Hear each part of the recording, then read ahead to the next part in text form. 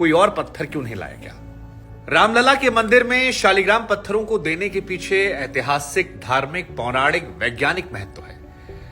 आपको बता दें कि नेपाल के मिथिला में शादी में ही अपनी बेटी को ब्याह करते वक्त कुछ देने की परंपरा नहीं है, बल्कि उसके बाद भी अगर कोई धार्मिक अनुष्ठान हो रहा है, कोई शुभ कार्य हो रहा है, तो बेटी के परिवार में जाकर वहां पर कोई संदेश या कोई अपना अंश जो है वहां पर दिया जाता है जिससे सम्मिलित हो।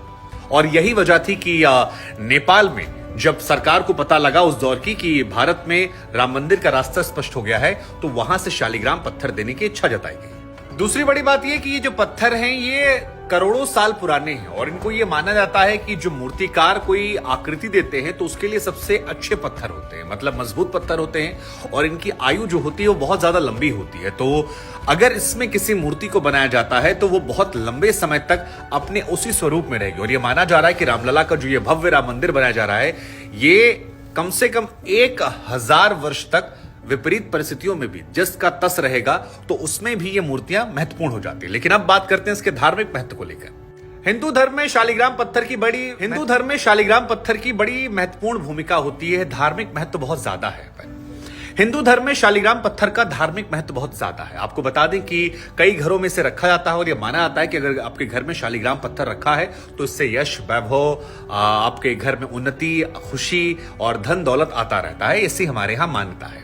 दूसरी बड़ी बात यह है कि भगवान विष्णु का इसे स्वरूप माना जाता है, 24वें अवतार के बारे में माना जाता है और यही वजह है कि शालिग्राम पत्थर अपने आप में इतना पूजनीय है कि लोग इसे मंदिरों में रखते हैं। पुराणों के अनुसार शालिग्राम पत्थर को नारायण के विग्रह रूप में पूजा जाता है और यह माना जाता है कि अगर यह पत्थर गोल है तो यह नारायण का गोपाल स्वरूप है। जय भगवान विष्णु। दूसरा कि अगर यह पत्थर मछली के आकार का है तो फिर यह भगवान के मत्स्य आकार का है और इसकी भी एक अलग महत्वता और पूजा होती है। अगर ये पत्थर कछुए का आकार का है तो इससे कुर्म या फिर कच्छप अवतार के तौर पर मानकर इसकी पूजा की जाती है। अगर इसमें चक्र और रेखाएं हैं तो भगवान विष्णु के दूसरे अवतारों की। यही वजह है कि शालिग्राम पत्थर की प्राण प्रतिष्ठा करने की जरूरत नहीं पड़ती। आप इसे रखिए और सीधे पूजना शुरू कीजिए और इसी पत्थर से अब भगवान विष्णु के दूसरे स्वरूप श्री राम की मूर्तियां बनने वाली। शिवलिंग की तरह शालिग्राम पत्थर का मिलना भी मुश्किल होता है। काली गंडक नदी के पास ये मिलते हैं और जो इस बार ये पत्थर मिला है सुनहरे रंग का, ये पाना बहुत ही मुश्किल होता है। लेकिन जब ये पत्थर मिला, नेपाल से बकायदा उनके प्रधानमंत्री पहुंचे, रास्ते भर में पूजा हुई, तो अब भारत में जो माहौल है वो अलग हो गया है और हर कोई इंतजार कर रहा है उस भव्य राम मंदिर का, जिसका इंतजार पिछले कई वर्षों से लोग कर रहे थे, दशकों से लोग कर रहे थे। न जाने कितनी आंखें बिना देखे ने निकल गईं।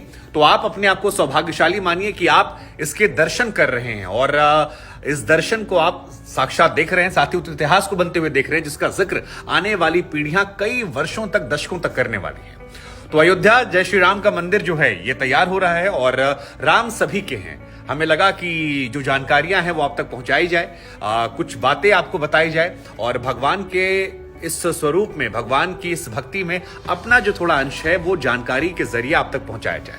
क्या आप अयोध्या गए हैं? क्या आपने रामलला के दर्शन किए हैं?